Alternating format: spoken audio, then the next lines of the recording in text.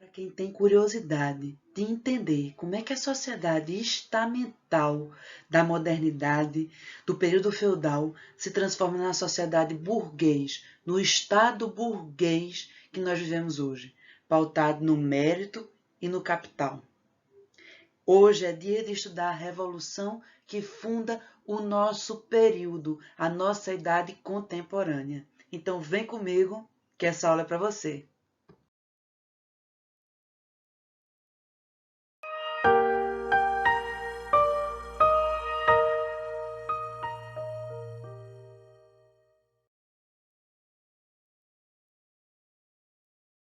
Olá, meus queridos alunos. Meu nome é Marina Claudino e hoje nós vamos estudar a primeira parte da nossa aula sobre Revolução Francesa. Veremos os antecedentes, qual é a França que explode essa revolução e veremos a primeira parte da Revolução Francesa. Para a próxima aula ficará as partes finais da Revolução. Vamos comigo?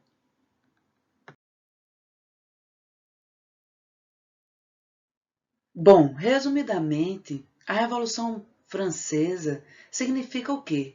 É o marco divisor, é o divisor de águas entre a Idade Moderna e a Idade Contemporânea.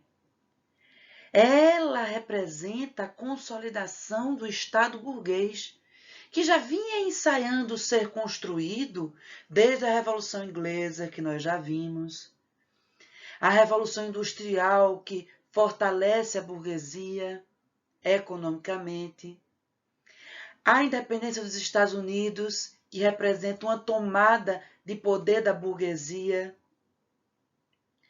E a Revolução Francesa é o golpe final nas estruturas do antigo regime, do absolutismo. É o fim dos elementos feudais que ainda resistiam durante a modernidade. Os elementos estamentais desaparecem e são substituídas pelos méritos. Ninguém mais terá privilégios pelo nascimento. Mas é o mérito e o capital que passam a diferenciar as pessoas a partir de agora. A economia atrasada da França começa a se modernizar. A França, que era agrária em pleno século XVIII, ganha condições, com a burguesia no poder, de modernizar a sua economia e industrializar-se.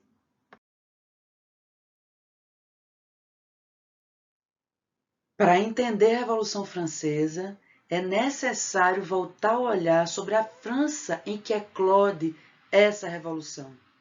É uma França estamental, desigual.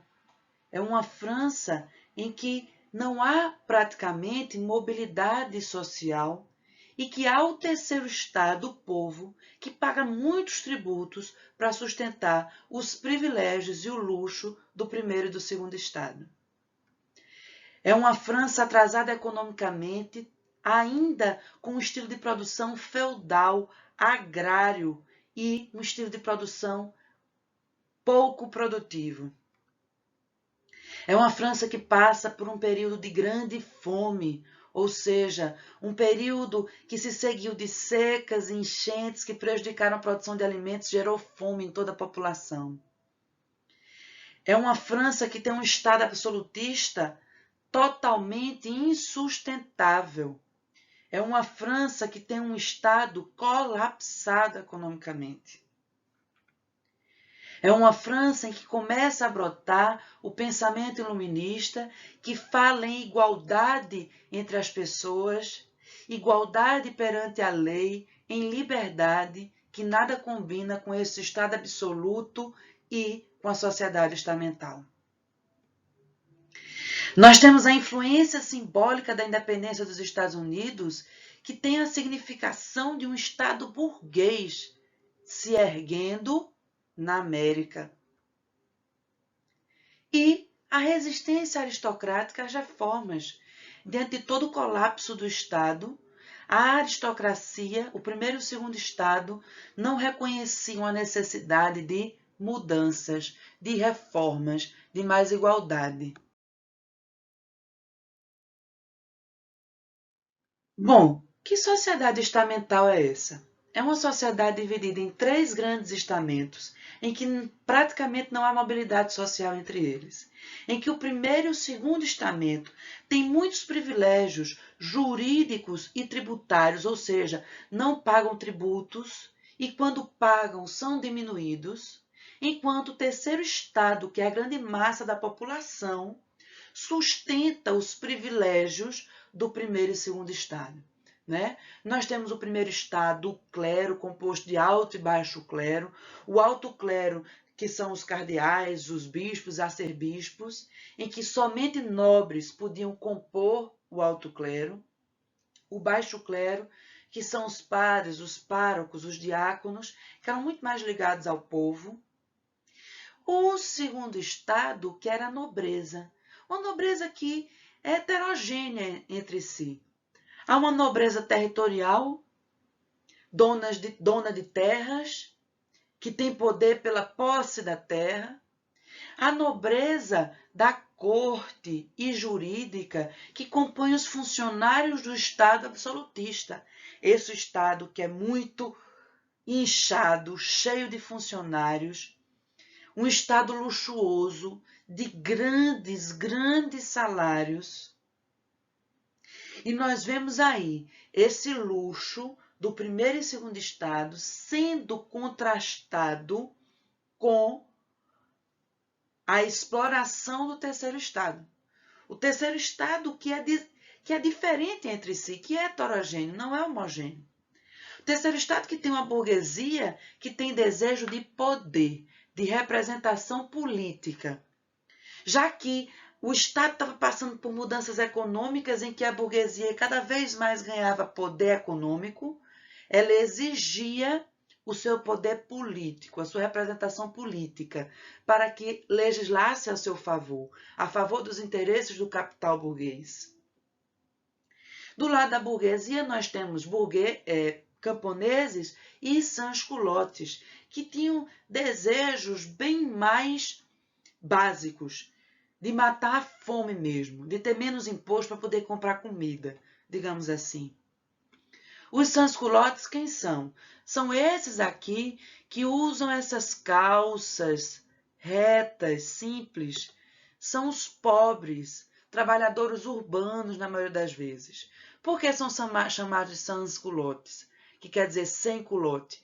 Porque não utilizavam essas meias aqui próprias da nobreza, certo?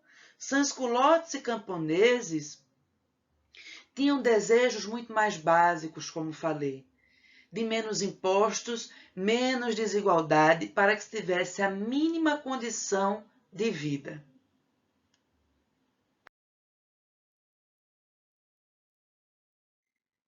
A França do século XVIII é um país atrasado economicamente, porque enquanto a Europa se modernizava e se industrializava, a França ainda era um país agrário. Era um país com uma estrutura produtiva feudal que produzia pouco, que não produzia o suficiente para facilitar e propiciar o comércio. Era um país em que houve o Tratado de Eden-Reneval, que dizia o quê?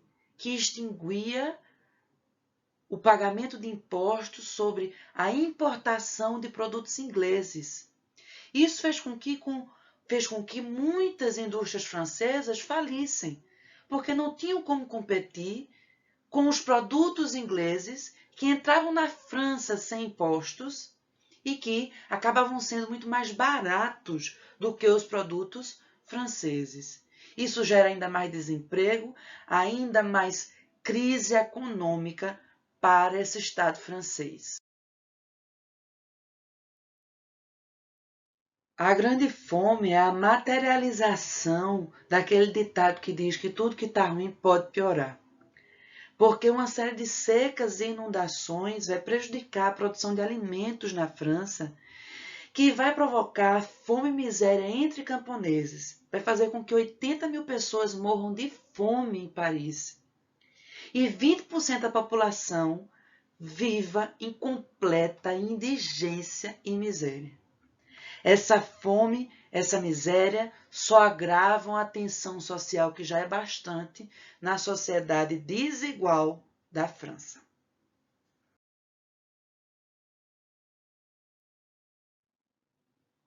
E aí nós vamos ver a bancarrota econômica do Estado absolutista. A bancarrota de um Estado que é oneroso, ineficiente e que não consegue se sustentar.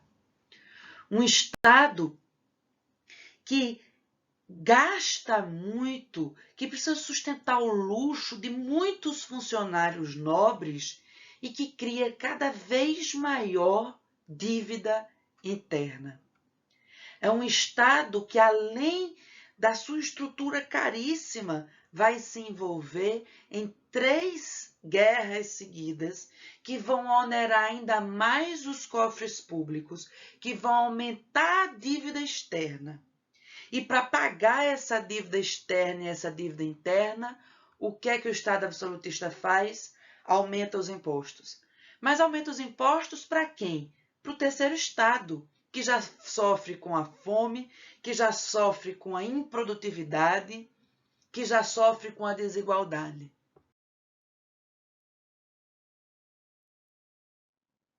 E olha só, no meio deste caos social, vem o iluminismo, começa a iluminar mentes revolucionárias, né? Porque o iluminismo é um movimento humanista e racional. É um movimento que vai dizer que o homem e a razão devem ser a fonte de toda a lei que rege o Estado. É um movimento que valoriza o conhecimento racional e científico, um movimento em que não há espaço para monarcas com poderes absolutos, nem muito menos para uma crença religiosa que justifica essa estrutura de poder. Então, a própria filosofia iluminista nega a essência do Estado absolutista, do direito divino dos reis. Bom, e a França se envolve na guerra de independência dos Estados Unidos, tendo por objetivo prejudicar a Inglaterra, que era sua principal rival econômica e política. Mas acaba deixando o Estado ainda mais endividado e trazendo ainda mais insatisfação da população e da burguesia. Além disso, a independência dos Estados Unidos tem um poder simbólico muito grande por significar, por representar uma revolução burguesa, por representar o surgimento de um Estado burguês que enfrenta o poder do antigo regime, o poder de uma metrópole que significa o poder do antigo regime. Então, como diz essa citação muito bem, os franceses acabam percebendo que os colonos estadunidenses se revoltaram contra um Estado que era muito menos opressivo do que o Estado francês. Os colonos estadunidenses se revoltaram contra uma situação que era muito menos crítica do que a vivida pelos franceses. Isso incentiva, dá a força que faltava para a burguesia dizer sim, nós podemos.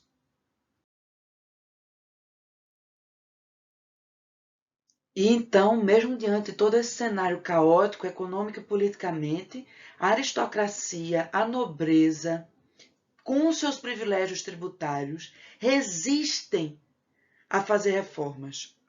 Luís XVI meio que percebe que o Estado não conseguiria se manter como estava por muito tempo, que a qualquer momento eclodiria uma revolução por parte da burguesia. E ele tenta fazer reformas que incluam a burguesia, que atendam minimamente os interesses da classe burguesa, com a nomeação de Turgot, Necker e Calonne como ministros das Finanças, que vão tentar fazer reformas econômicas, mas não conseguem porque a aristocracia, porque a nobreza privilegiada vai resistir até o fim a fazer qualquer reforma, a perder qualquer privilégio, sem perceber que gerava uma situação tão crítica socialmente que seria insustentável. 。Diante das tentativas frustradas dos ministros das Finanças de fazerem reformas econômicas no Estado, Luís XVI nomeia novamente ministro Necker, que vai convocar a Assembleia dos Estados Gerais. O que é isso? Uma reunião de representantes do primeiro, segundo e terceiro Estado para discutir reformas. Mas essa reunião ela tende a ser conflituosa porque vai reunir representantes de 3 estados que têm interesses completamente contrários. Os integrantes do primeiro e segundo estado querem resistir às reformas e manter os seus privilégios. Enquanto o terceiro estado tem representantes da burguesia, da alta burguesia, que desejam a inserção da burguesia no poder político, desejam a diminuição dos privilégios feudais, diminuição dos tributos sobre o terceiro estado. Temos representantes dos sans-culottes dos camponeses que querem reformas mais visíveis no dia a dia, como distribuição de terras, por exemplo. E a Assembleia, antes mesmo de começar, ela já é quente, já é disputada, porque em 1614, quando a Assembleia tinha sido convocada pela última vez, os estados tinham representantes, tinham quantidade de representantes iguais, 300 do primeiro estado, 300 do segundo estado, 300 do terceiro estado. Isso fazia com que o primeiro e o segundo estado sempre tivesse a maioria, porque eles se juntavam, e o terceiro estado nunca conseguia competir em pé de igualdade. E aí, o povo, o terceiro estado, luta para ter maior representatividade, maior número de representantes na Assembleia dos Estados Gerais, uma vez que eles representavam a maior parte da população. Eles queriam proporcionalidade, né? E vão conseguir. Entretanto, quando a Assembleia começa a disputa por como será o voto na Assembleia, por cabeça ou por estado. Cada membro, cada representante, cada deputado teria direito ao voto, ou o voto seria um consenso entre os deputados representantes de cada um dos estados. O voto sendo por estado, o terceiro estado não tinha chance nenhuma de conquistas, porque primeiro e segundo estado sempre estariam juntos, sempre votariam e teriam 2 votos contra 1.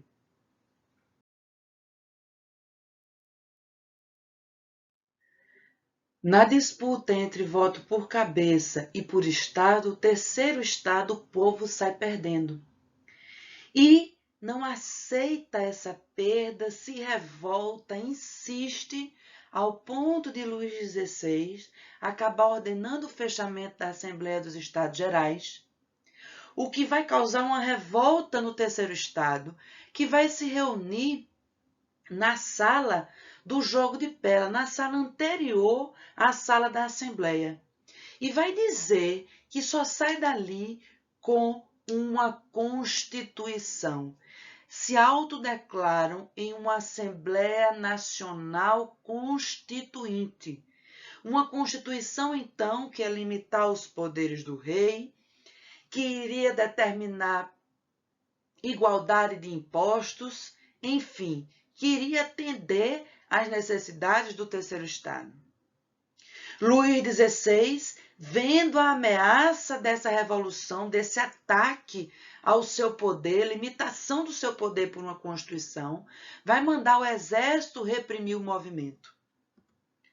A repressão do exército sobre o movimento vai acabar fazendo com que a Guarda de Paris, a milícia de Paris, a Guarda Nacional, um exército particular financiado pela burguesia, acabe tomando as ruas para enfrentar o exército e a revolução atinge a cidade, encontra o povo e começa a se alastrar. Então é aí, em 14 de julho de 1789, que ocorre a queda da Bastilha. A Bastilha, que era o símbolo do poder absolutista, era uma prisão política. É para lá que eram levadas todas as pessoas que não aceitavam e que se rebelavam contra o Estado absolutista. Esse símbolo do poder do rei vai entrar em ruína, vai cair. O povo cerca, incendeia a Bastilha. Saqueia a Bastilha porque também ela é um armazém de equipamentos de guerra e de pólvora. E esse saque vai dar ânimo para a continuidade da Revolução.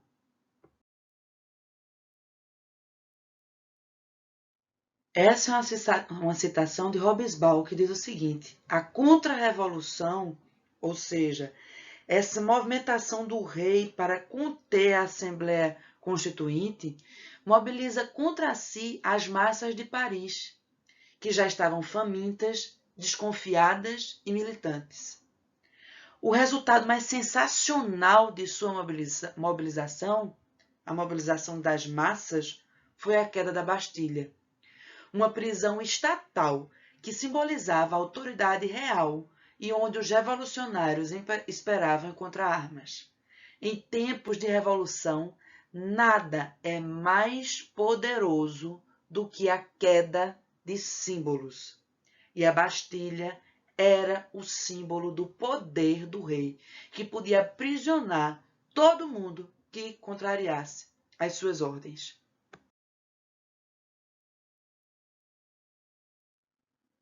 Bom, e a partir da queda da Bastilha, a Revolução se alastra. A Revolução, que já tinha tomado conta de Paris, se irradia pelo campo e vai iniciar uma fase de radicalização, ou a fase chamada de Grande Medo, em que o povo insatisfeito é arrebatado por esse sentimento revolucionário. É uma época em que nobres são assassinados, em que propriedades são invadidas, em que palácios são queimados e destruídos. E aí a burguesia começa a se dar conta que quando você se compromete a participar de uma revolução, a dificuldade não é de fazê-la, mas é de controlá-la. A burguesia começa a perder o controle da revolução que tinha iniciado contra o exército do rei. Começa a surgir um temor muito forte entre a nobreza e o rei de mudanças mais radicais. E aí o rei, diante dessa situação conflituosa, extrema, acaba aprovando a Assembleia Constituinte, que vai abolir imediatamente os privilégios feudais, numa tentativa de controlar essa insatisfação e esse ímpeto revolucionário da população. Começa a haver também entre os próprios burgueses um medo, né? Porque entre os revolucionários começa a haver distinções. A burguesia não quer mudanças tão profundas quanto os sans-culottes e os camponeses. Mas a revolução agora está nas mãos do povo, está nas ruas. Saiu do controle da burguesia.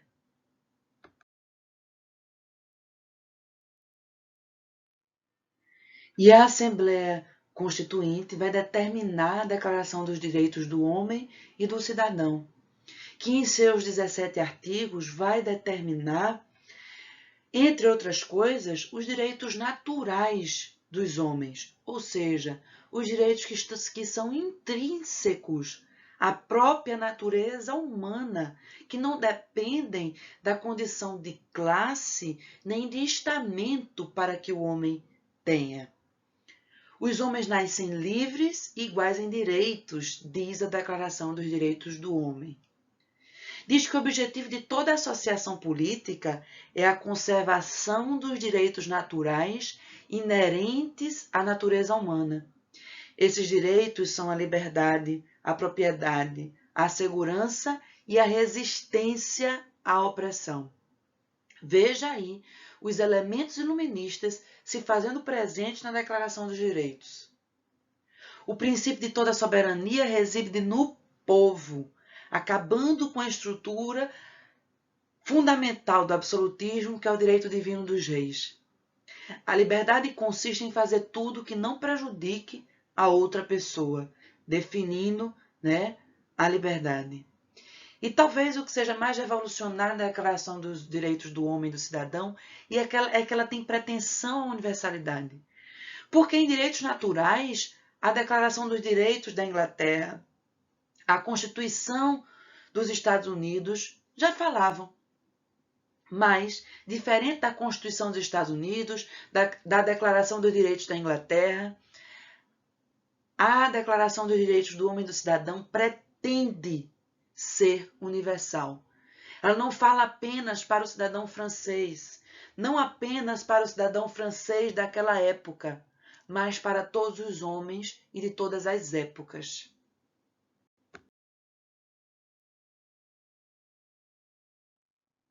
Então veja, a Revolução precisava atacar os elementos constitutivos do Estado absolutista, e talvez o elemento mais fundamental fosse a Igreja. Por isso, em 1790, a Assembleia Constituinte rapidamente vai estabelecer a Constituição Civil do Clero, que vai determinar o confisco e a nacionalização, estatização das terras da Igreja que correspondiam a apenas 20% do território francês. Além disso, vão tornar os padres funcionários do Estado, ou seja, os padres agora deverão obedecer à lei, deverão obedecer ao rei, terão obrigações iguais de todos os cidadãos.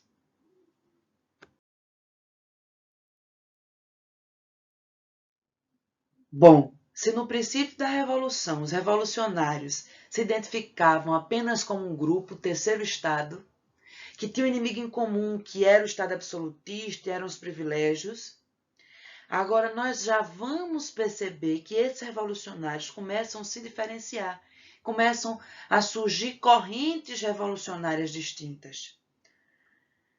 Os girondinos representam a alta burguesia, compostas por empresários, comerciantes. Eles sempre vão sustentar a direita da Assembleia Constituinte e eles têm posições mais moderadas. Vamos modernizar o Estado, vamos modernizar a economia, abolir os privilégios feudais. Eles aceitam uma monarquia constitucional que concilia aí o rei, mas controla o seu poder com uma constituição. Já os jacobinos representam a ala mais radical da Revolução, composta pela baixa burguesia, pelo povo, pelos sans-culottes, pelos camponeses. Não aceitariam uma monarquia constitucional, queriam uma república, não é? E são conhecidos por sentarem à esquerda da Assembleia, ou por montanheses, porque a esquerda da Assembleia era mais elevada. Então, diziam que eram os deputados da montanha. Daí vem a definição de direita e esquerda que nós temos hoje, né? Dos girondinos, que era a ala mais moderada, e jacobino, que eram os mais radicais nas mudanças sociais. E os indecisos se sentavam no centro da Assembleia, também chamados de deputados do pântano, ok? Bom, gente, chegamos no final dessa aula, vimos os antecedentes da Revolução Francesa, vimos um Estado desigual, estamental, oneroso, que não se sustenta, vimos um Estado que se envolve em muitas guerras, vimos um Estado atrasado economicamente, que vai exacerbar as desigualdades ao ponto de explodir, de eclodir uma revolução. Nós vamos ver a queda da Bastilha e a revolução se alastrando na França. Vemos a Era do Grande Medo surgindo e então os próprios revolucionários se dividindo em grupos dissidentes, em correntes de pensamentos diferentes. Espero que vocês tenham conseguido compreender tudo isso e espero vocês na próxima aula. Não se esqueçam de curtir o vídeo, é muito importante, de se inscrever no canal, de comentar sugestões para próximas aulas, tá bom? Um beijão, fiquem bem, até mais!